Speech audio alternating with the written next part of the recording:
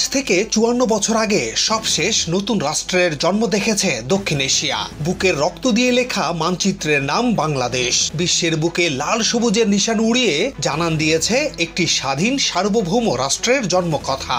বহু বছর পর আবারও মানচিত্র বদলে যাচ্ছে দক্ষিণ এশিয়ার। মিয়ানমার ভেঙে বঙ্গোপসাগরের কোলে জন্ম নিচ্ছে স্বাধীন আরাকান রাষ্ট্র। বহু বছরের পুরনো প্রতিবেশী মিয়ানমার আর বাংলাদেশের সীমানার ওপারে থাকছে না। কিন্তু সীমান্তে নতুন রাষ্ট্র বাংলাদেশের জন্য হুমকি না তো? কেন সীমান্ত বাণিজ্যে ভাগ চাইছে আরাকান আর্মি? কি বার্তা দিতে চাইছে তারা? এই অবস্থায় বাংলাদেশের কৌশলী বা কি হবে, চলুন বিশ্লেষণ করি।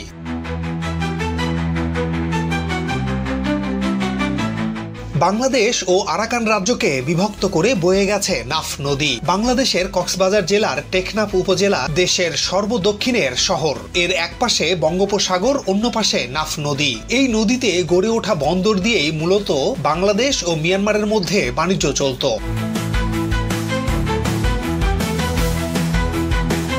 চোরাচালান নিরুৎসাহিত করে মিয়ানমারের সঙ্গে বৈধ পথে বাণিজ্য চালুর জন্য ১৯৯৫ সালের ৫ সেপ্টেম্বর টেকনাফ স্থলবন্দর স্থাপন করা হয়। এরপর থেকেই এই বন্দর দিয়ে দুই দেশের মধ্যে বাণিজ্য চলছিল। মিয়ানমার থেকে বাংলাদেশে আমদানি হওয়া পণ্যের মধ্যে রয়েছে কাঠ, রুই ও কাতলা মাছ, শুটকি, বড়ই, আচার, পেঁয়াজ, প্লাস্টিক পণ্য ইত্যাদি। অন্যদিকে বাংলাদেশ থেকে রপ্তানি হতো সিমেন্ট, গেঞ্জি, থান কাপড়, প্লাস্টিকের পাইপ, মানুষের মাথার চুল, অ্যালুমিনিয়াম পণ্য, হাঙ্গর মাছ, চামড়া, অক্স পেনিস ইত্যাদি।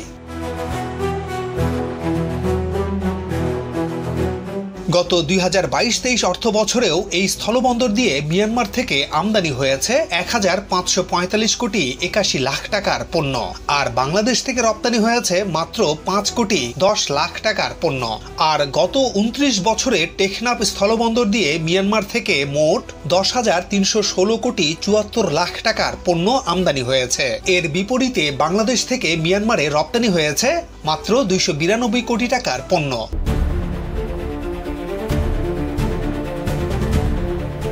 আমদানি ও রপ্তানি বাণিজ্যের মধ্যে বেশ বড় ঘাটতি থাকলেও এই নাফ নদীর বন্দর দিয়ে পণ্য বাণিজ্যে লাভবান হতো মিয়ানমার। এবার সেখানেই ভাগ বসাতে চায় আরাকান আর্মি।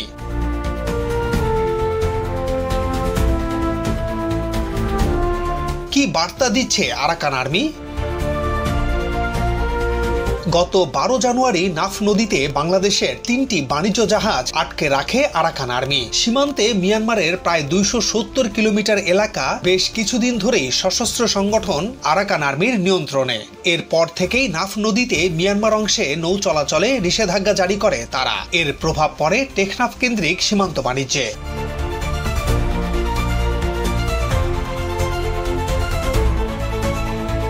এখন পর্যন্ত মিয়ানমার থেকে কোনো পণ্যবাহী জাহাজ টেকনাফ বন্দরে নোঙর করেনি। উল্টো বাংলাদেশমুখী পণ্যবাহী কার্গো আটকে রাখে আরাকান আর্মির সদস্যরা। মিয়ানমারের ইয়াঙ্গুন থেকে এসব জাহাজ পণ্য নিয়ে রওনা হওয়ার পর টেকনাফে বাংলাদেশ জলসীমায় ঢোকার আগেই জাহাজের ক্রু ও নাবিককে জিম্মি করা হয়। এরপর মংরুর খায়ুমখালী খালে নিয়ে আলাদা জায়গায় এসব জাহাজ রাখা হয়। বাংলাদেশ মিয়ানমার সীমান্তে নাফ নদীতে দেশটির জলসীমানা দিয়ে চলাচলকারী নৌযান থেকে কমিশন পেতে চায় আরাকান আর্মি। এই কারণে তারা পণ্য ভর্তি কার্গো আটকে রাখার মতো নজিরবিহীন ঘটনা ঘটিয়েছে।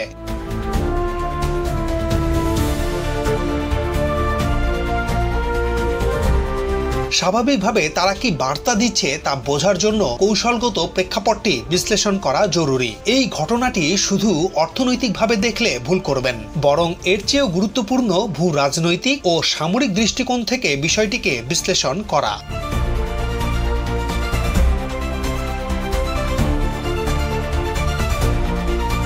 এক, নিজেকে রাষ্ট্রীয় শক্তি হিসেবে তুলে ধরা। আরাকান আর্মি দীর্ঘদিন ধরে রোহিঙ্গাদের স্বায়ত্তশাসন ও স্বাধীনতা প্রশ্নে মিয়ানমারের সামরিক বাহিনীর বিরুদ্ধে লড়াই করছে। বর্তমানে তারা রাখাইন রাজ্যের বড় অংশ নিয়ন্ত্রণে নিয়ে কার্যত একটি ছায়া সরকার পরিচালনা করছে। নাফ নদীতে বাংলাদেশের জাহাজ আটকে তারা মূলত নিজেদের সার্বভৌম শক্তি হিসেবে তুলে ধরার চেষ্টা করছে।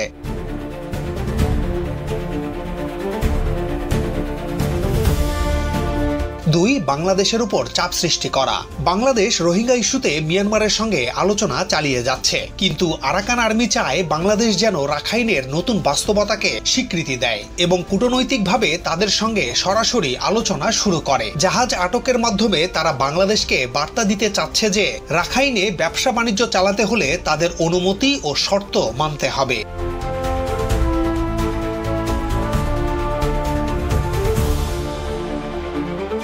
3, রাজস্ব ও অর্থ সংগ্রহ। দীর্ঘদিন ধরে যুদ্ধের ময়দানে রয়েছে আরাকান আর্মি। যুদ্ধ বিধ্বস্ত তাদের রাজ্য। এই যুদ্ধে টিকে থাকতে হলে অর্থ দরকার। আরাকান আর্মি সম্ভবত চায় বাংলাদেশের জাহাজ থেকে ট্যাক্স বা কমিশন আদায় করে নিজেদের অর্থায়ন নিশ্চিত করতে।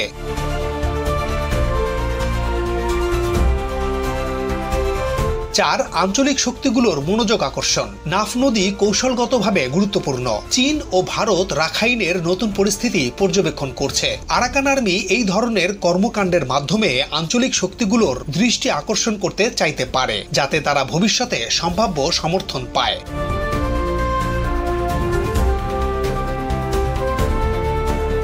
এই অবস্থায় বাংলাদেশের সামনে যত চ্যালেঞ্জ। কথা মনে রাখতে হবে যে মিয়ানমারের সামরিক জান্তার বিরুদ্ধে লড়াইরত জাতিগত গোষ্ঠীগুলোর মধ্যে অন্যতম শক্তিশালী হচ্ছে আরাকান আর্মি। তারা মিয়ানমারের রাখাইন রাজ্যের বড় একটি অংশ নিজেদের নিয়ন্ত্রণে নিয়েছে এবং কৌশলগতভাবে শক্ত অবস্থানে তারা আছে। চীন ও ভারতের বিশাল বিনিয়োগ আছে রাখাইন রাজ্যে। এছাড়া প্রকৃতিগতভাবেই রাখাইন রাজ্যটি খুবই সমৃদ্ধ অঞ্চল। এখানে আছে সমুদ্র বন্দর, আছে বিমানবন্দর, আর বন্দর মানেই অর্থনীতির বিশাল সম্ভাবনা।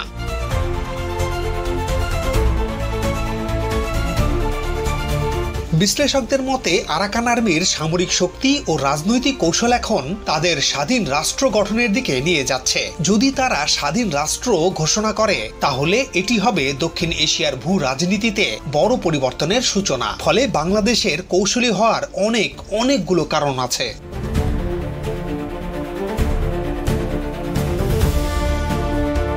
আরাকান স্বাধীন রাষ্ট্র ঘোষণা করা মাত্রই বাংলাদেশের জন্য যেসব চ্যালেঞ্জ হতে পারে তা হলো নতুন করে রোহিঙ্গা বা অন্যান্য শরণার্থীদের ঢল নামতে পারে। নতুন রাষ্ট্র গঠনের পর সীমান্তে নতুন ধরনের নিরাপত্তা ঝুঁকি দেখা দিতে পারে। আরাকান আর্মি ও অন্যান্য গোষ্ঠীগুলোর সঙ্গে বাংলাদেশের সম্পর্ক কি হবে সেটিও গুরুত্বপূর্ণ।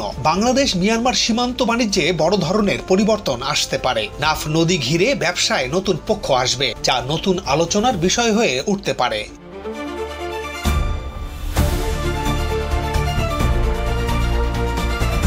এছাড়া এখনই বাংলাদেশের অন্যতম সেরা পর্যটন গন্তব্য সেন্ট মার্টিনে চলাচলেও সমস্যায় পড়তে হচ্ছে বাংলাদেশকে। সেন্ট মার্টিনে 12টি জাহাজ পর্যটক নিয়ে যাতায়াত করে আসছে। টেকনাফ সেন্ট মার্টিন, ইনানি সেন্ট মার্টিন, কক্সবাজার সেন্ট মার্টিন ও চট্টগ্রাম সেন্ট মার্টিন, এই 4টি নৌপথ দিয়ে এতদিন জাহাজ চলাচল করে আসছিল। এর মধ্যে বর্তমানে কেবল কক্সবাজার সেন্ট মার্টিন নৌপথে জাহাজ চলাচল করছে। আগে টেকনাফ থেকে নাফ নদী হয়ে সেন্ট মার্টিনে যাতায়াত করতেন অধিকাংশ পর্যটক। রাখাইনের সংঘাতময় পরিস্থিতির কারণে নৌপথটিতে জাহাজ চলাচল বন্ধ করা হয়।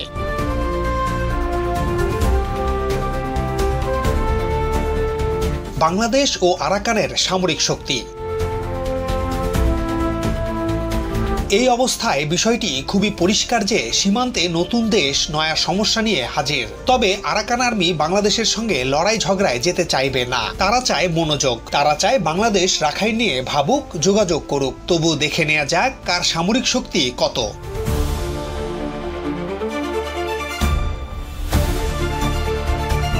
বাংলাদেশের সশস্ত্র বাহিনী মূলত রাষ্ট্রীয় সেনাবাহিনী। অন্যদিকে আরাকান আর্মি একটি বিদ্রোহী গোষ্ঠী। বাংলাদেশের সক্রিয় সেনা সংখ্যা রয়েছে প্রায় 2 লাখ। অন্যদিকে আরাকান আর্মির 30,000 সেনা রয়েছে। বাংলাদেশের বিমান বাহিনীতে রয়েছে উন্নত জঙ্গি বিমান, যা MiG-29, F-7, সুপার টুকানো ইত্যাদি।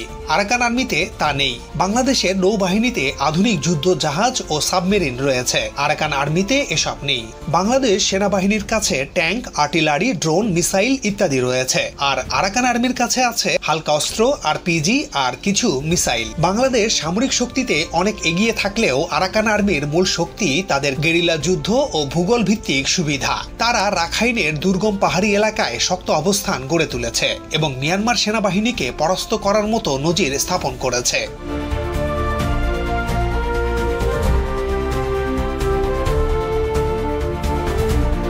কি হবে বাংলাদেশের কৌশল? বাংলাদেশকে দ্রুত এই পরিস্থিতির উপর নজর রাখতে হবে এবং কূটনৈতিকভাবে প্রস্তুতি নিতে হবে। স্বাধীন আরাকান হলে সীমান্ত নিরাপত্তার নতুন পরিকল্পনা গ্রহণ করতে হবে এবং এটা করতে হবে এখন থেকেই। ভুলে গেলে চলবে না, দেশে এখন 14 লাখ রোহিঙ্গা অবস্থান করছে। তাদের ফেরাতে হলে আরাকান আর্মির সমর্থন লাগবেই। সম্প্রতি বাংলাদেশের প্রধান উপদেষ্টা ডক্টর মোহাম্মদ ইউনূস আসিয়ানভুক্ত দেশগুলোর শীর্ষ নেতাদের সাথে বৈঠক করেছেন। বাংলাদেশ আসিয়ানের সদস্য হওয়ার পথেই রয়েছে। আরাকান ইস্যুতে চীন, ভারত এবং আসিয়ান দেশগুলোর সঙ্গে আলোচনা করে একটি দীর্ঘমেয়াদী পরিকল্পনা নিতে হবে। এটা বোঝা সহজ যে আরাকান আর্মি চায় বাণিজ্য ইস্যুতে তাদের সাথে আলাপ করুক বাংলাদেশ। নতুন রাষ্ট্রের সঙ্গে কিভাবে বাণিজ্য পরিচালনা করা হবে তার জন্য বাংলাদেশকে কৌশলগত পরিকল্পনা করতে হবে।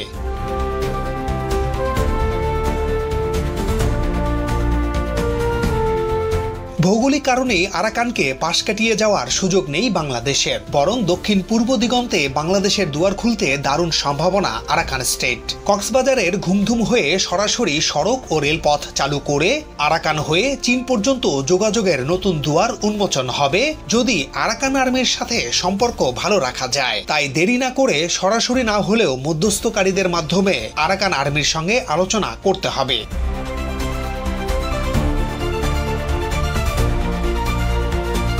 সবশেষে বলতে চাই, বাংলাদেশের জন্য এটি কেবল একটি বিচ্ছিন্ন ঘটনা নয়, বরং রাখাইন অঞ্চলে নতুন বাস্তবতার প্রতিফলন। আরাকান আর্মি নিজেদের রাষ্ট্রীয় শক্তি হিসেবে প্রতিষ্ঠা করতে চায় এবং বাংলাদেশের অর্থনৈতিক ও কৌশলগত দৃষ্টিভঙ্গির পরিবর্তন চায়। কিন্তু সামরিক শক্তির দিক থেকে তুলনা করলে তারা বাংলাদেশের সঙ্গে সরাসরি সংঘাতে নামার মতো অবস্থানে নেই। তাই বাংলাদেশকে কৌশলী কূটনৈতিক পদক্ষেপ নিতে হবে, যাতে ভবিষ্যতে নাফ নদী সহ দেশের দক্ষিণ অঞ্চলে কোনো সংঘাতময় পরিস্থিতি তৈরি না হয়।